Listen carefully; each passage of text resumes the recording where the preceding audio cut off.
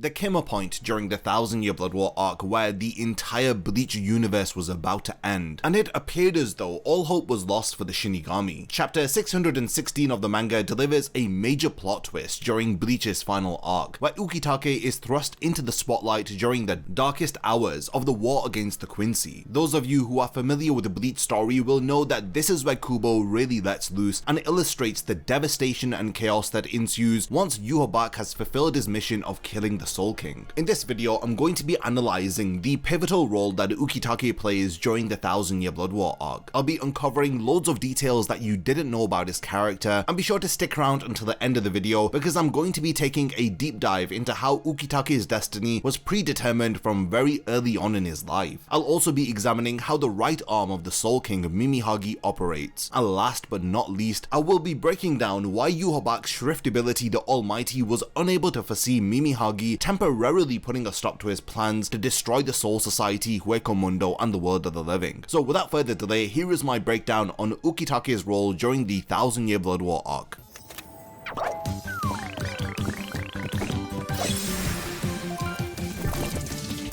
Jushiro Ukitake is the captain of the 13th Division of the Gotei 13, and his long tenure within the Soul Society is frequently interrupted by his bouts of illness. When he is sick, he has to spend days recuperating at his family estate in Ugendo, and it does make you wonder how this man even achieved the rank of captain if he is so sick all of the time. In contrast to being sick, there are several moments within Bleach where we do get to see him showcase his abilities, and this has led to some fans wondering if Kubo really had given his character enough screen time during the final arc of the manga. Several fans were disappointed that we didn't get to see his Bankai reveal, and in general, his character didn't live up to our expectations. But despite this, he is still one of the most beloved characters within the Bleach universe due to his calm, gentle, and wise demeanor. Though not always at the front and center of the action, his character is utilized by Kubo to symbolize hope, which we had seen when he had teamed up with Shunsui in order to put an end to Rukia's execution during the Soul Society arc. This had really left me with a positive impression of Ukitake's character. His contribution during the 1000-Year Blood War arc is something that cannot be understated, as he literally ended up saving the entire world from shattering to pieces. Before I deep dive into details about Ukitake's backstory, I wanted to go over what had happened during the 1000-Year Blood War arc right before Ukitake had made his appearance. Between chapters 597 to 611 of the manga, we see how the Quincy had successfully invaded the royal palace. From Askin vs Uetsu Nimaya in chapter 602 to the fight between Ichibei and Yhwach that begins in chapter 605. These chapters are packed full of explosive action, unexpected deaths, and a myriad of various abilities being revealed on both sides of the battlefield. With the weight of Squad Zero bearing down upon him, it is imperative for us to understand how Yhwach had tipped the scales in his favor thanks to his utilization of his broken ability the Almighty. By the end of chapter 603, Yhwach and Hashwad had made it to the Soul King's palace. The Sternritters who were left behind quickly figured out that Yhwach no longer has any need for them after they had just barely survived the light of Aswalin that Yhwach had cast over them. This is the Quincy leader's unique ability to reclaim and or redistribute the spiritual powers of other Quincy's. It absorbs energy from the Quincy who are judged to be unnecessary, and it sends the power to those who need it. The Quincy whose power was taken will end up perishing, whilst the ones bestowed with power will be revitalized. Yhwach is also able to increase his spiritual pressure and that of his fellow Sternritters via this method, and after having just casted Ashwalin, he is now ready to fight against the members of the Zero Division. At the beginning of the second invasion of the Wandenreich, Ukitake was not present on the battlefield. Instead, he was far outside of the Serites borders with his two assistant captains Kione and Sentaro. They were encased inside of a shrine deep in the forests. We see him again in chapter 604 when he meets with Shunsui in the Serite surrounded by rubble. Ukitake notices that the Quincy have now invaded the royal palace, and it is here where he reveals that he has prepared Kamikake in anticipation for this. So we are now beginning to understand why he was in that shrine during the second Quincy invasion. Now Ukitake does not elaborate on what this means, but we know that it must be some sort of a ritual due to the eerie dark shadow of an eye that stretches behind him. Ukitake states that the Kamikake was a success, but Shunsui notices that it must be taking a huge toll on him. In chapter 605, Ichibei and Yhwach continue their battle, as Yhwach is almost defeated thanks to the power of Ichibe's Zanpakuto, Ichimonji. Ichibei uses his ability to strip Yhwach of his name by covering him in black ink. However, Yhwach is able to prevent his own death using the power of his shrift ability. He has bestowed upon himself the letter A as his shrift, and the power that is being given to this letter is the power of the Almighty. This is the very first time that we see this unique power displayed in battle, and we learn that it enables Yhwach to see and alter the future as well as consume the power of others. You have to understand that Yhwach is now practically unbeatable, because this is the same power that the Soul King had utilized in order to maintain the cycle of reincarnation, thus explaining why the Soul King has multiple irises within his eye